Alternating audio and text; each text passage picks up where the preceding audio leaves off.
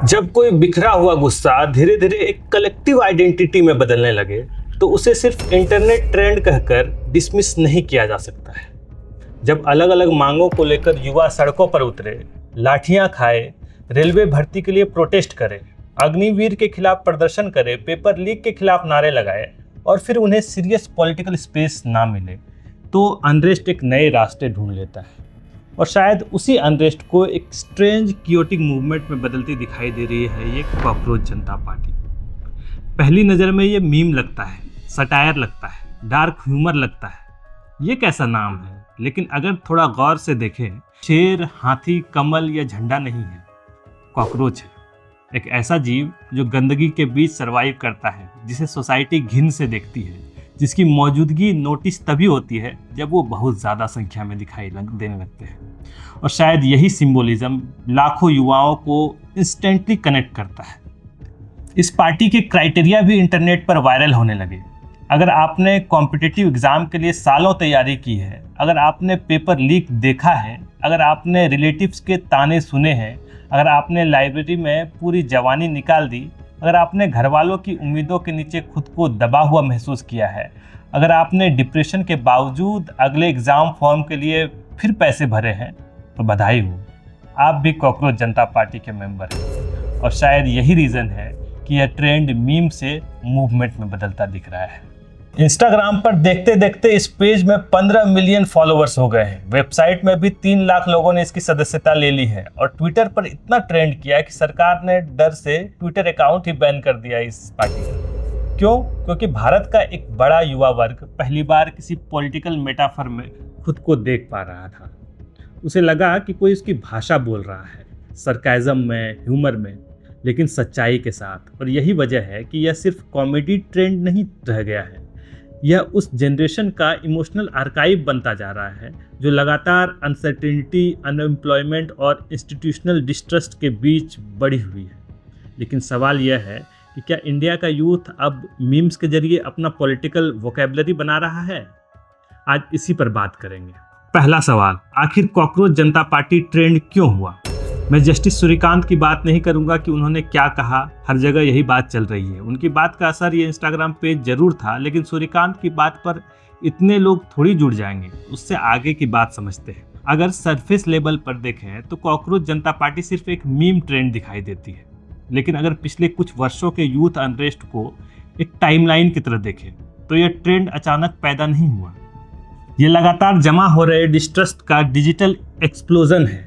Chronology समझिए। 2018 में SSC CGL examination controversy हुई। दिल्ली में हजारों स्टूडेंट्स एसएससी ऑफिस के बाहर प्रोटेस्ट करने पहुंचे। उनका आरोप था कि एग्जामिनेशन प्रोसेस कॉम्प्रोमाइज्ड है। उस समय भी स्टूडेंट यही कह रहे थे कि सिस्टम मेहनत नहीं, मैनिपुलेशन रिवॉर्ड कर रहा है।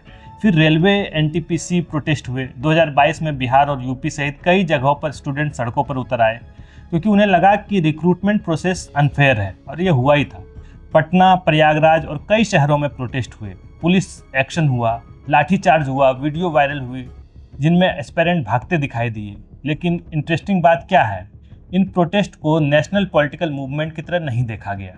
उन्हें आइसोलेटेड स्टूडेंट एंगर की तरह ट्रीट किया गया। फिर 2022 में अग्निवीर स्कीम को लेकर प्रोटेस्ट हुए। बिहार, यूपी, हरियाणा सहित कई राज्यों में युवा सड़कों पर उतर आए। रेलवे स्टेशनों में तक प्रदर्शन हुए, कई जगह हिंसा भी हुई।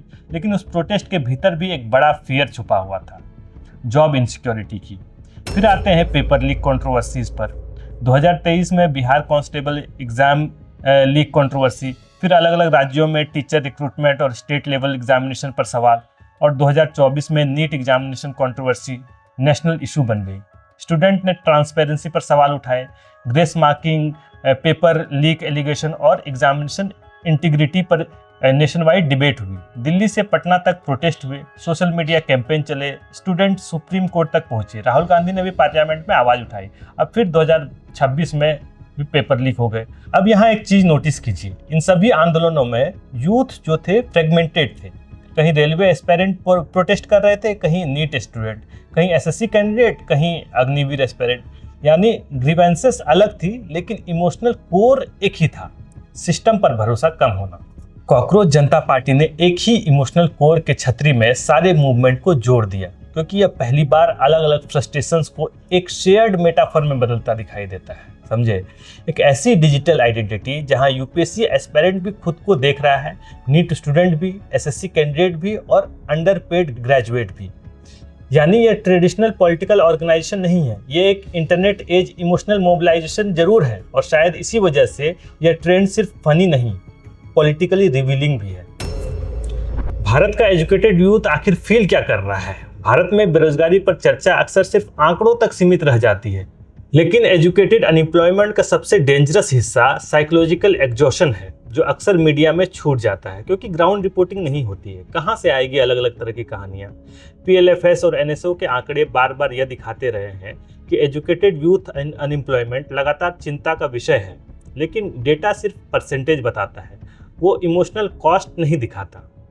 वो यह नहीं दिखाता कि प्रयागराज, पटना, कोटा, दिल्ली के मुखर्जी नगर, राजस्थान के कोचिंग हब्स में लाखों युवा किस तरह सस्पेंडेड लाइफ जी रहे हैं। एक ऐसी जिंदगी जहां एज 18 से 30 के बीच का पूरा फेज सिर्फ प्रिपरेशन मोड में निकल जाता है। सुबह लाइब्रेरी, दोपहर कोचिंग, रात मॉक टेस्ट और फिर अगले साल फिर वही साइकिल।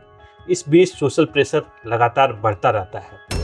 इंडियन मिडिल क्लास में नौकरी सिर्फ इनकम सोर्स नहीं होती, वो डिग्निटी का मेजर भी होती है। यानी अनएम्प्लॉयमेंट सिर्फ आर्थिक संकट नहीं पैदा करता है भाई, ह्यूमिलेशन भी पैदा करता है, जो सबसे ब्रूटल होता है। और इसी प्रेशर के बीच मेंटल हेल्थ क्राइसिस क्वाइटली बढ़ता जाता है। एनसीआरबी के आंकड़े स्टूडेंट सुसाइड को लेकर लगातार वार्निंग देते रहे हैं। कोटा में coaching pressure nation wide debate बन चुका है, लेकिन समस्या सिर्फ कोटा तक सीमित नहीं है।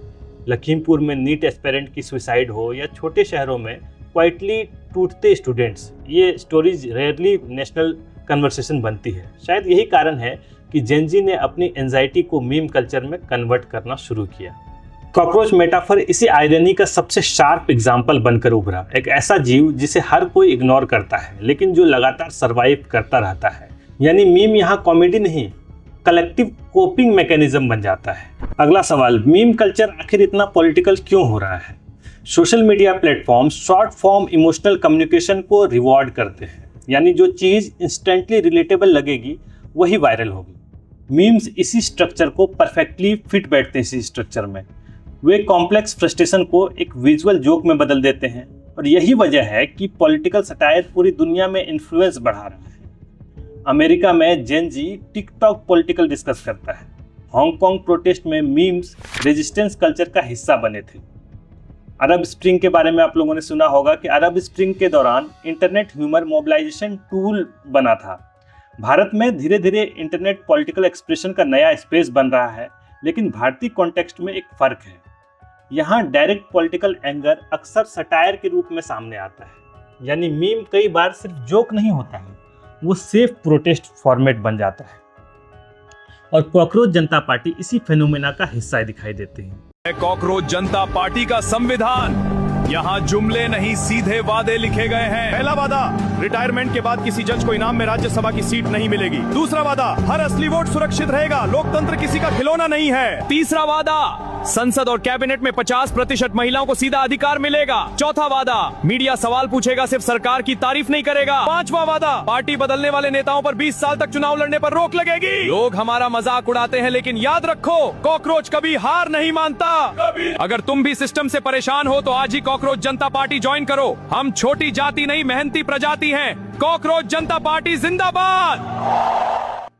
अब सबसे बड़ा राजनीतिक सवाल, क्या भारत का पॉलिटिकल सिस्टम सच में यूथ एंगर को समझ रहा है, या सिर्फ इलेक्शन के समय एम्प्लॉयमेंट स्लोगन दोहराए जाते हैं? 2 करोड़ नौकरियां दूंगा, स्टार्टअप इंडिया, स्किल इंडिया वगैरह वगैरह। क्योंकि अगर ऑनेस्टली देखा जाए, वो मोदी काल में यूथ फ्रस्ट्रेशन लगातार विजिबल और वाइटल हुई। Agniveer protest, railway recruitment protest, paper leak demonstration जो हुआ, नीट कंट्रोवर्सी और जाने कितने हैं। लेकिन इन घटनाओं को अक्सर isolated law and order issue की तरह ट्रीट किया गया, जबकि रियलिटी में ये ट्रस्ट डिफिशिएट की कहानी है।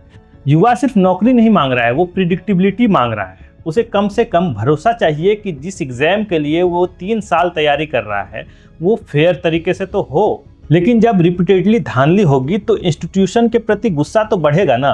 मीम्स वहाँ पैदा होते हैं जहाँ लोगों को लगता है कि फॉर्मल लैंग्वेज उनकी फ्रस्ट्रेशन रिप्रेजेंट नहीं कर पा रही है। अब पॉलिटिकल स्पीचेज में मीम बनते हैं, गवर्नमेंट अनाउंसमेंट पर सरकास्टिक एडिट बनते हैं, प्रेस कॉन्फ्रेंस रिएक्शन टेम्पलेट बन जाती है। यानी पॉलिटिक्स अब वन वे कम्युनिकेशन नहीं रही, इंटरनेट जनरेशन तुरंत जवाब देती है। यही बात मोदी सरकार समझने में नाकाम हो रही है और इस गुस्से को समझ नहीं पा रही है। नैरेटिव आप कब तक सेट करेंगे मोदी जी? अगर जेन जी इतनी बड़ी ताकत के साथ नैरेटिव सेट करने लगे तो आप मेलोनी के साथ मेलोडी खाते रह जाएंगे और युवा आपकी बारात निकाल देंगे।